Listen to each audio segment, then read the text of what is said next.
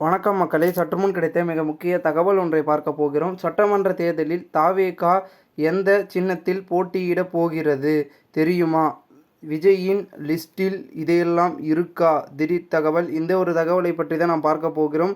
தகவலை பார்ப்பதற்கு முன்னதாக நீங்கள் நம்மளுடைய சேனலுக்கு புதிய பார்வையாளர்களாக இருந்தீர்கள் என்றால் மறக்காமல் நம்மளுடைய சேனலை சப்ஸ்கிரைப் செய்து வைத்துக் கொள்ளுங்கள் மக்களே.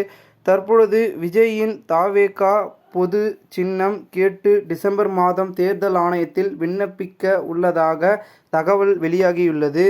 தமிழ்நாடு சட்டமன்ற தேர்தல் அடுத்த ஆண்டு நடைபெற உள்ள நிலையில் தற்பொழுதே அரசியல் களம் சூடுபிடித்துள்ளது.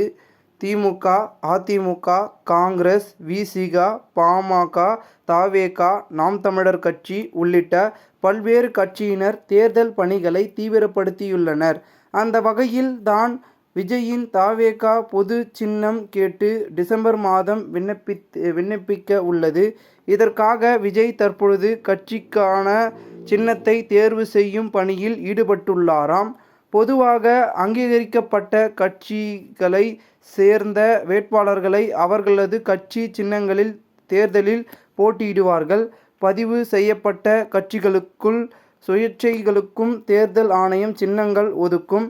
234 தொகுதிகளிலும் 20க்கும் மேற்பட்ட இடங்களில் போட்டியிடும் கட்சிக்கு தேர்தல் ஆணையம் பொது சின்னம் வழங்குவது வழக்கம். ஆனால் தேர்தல் நடைபெறுவதற்கு 6 மாதங்களுக்கு முன்பே தேர்தல் ஆணையத்தில் பொது சின்னம் கோரி விண்ணப்பிக்க வேண்டும். அந்த வகையில்தான் டிசம்பர் மாதம் தாவேகா விண்ணப்பிக்க உள்ளது.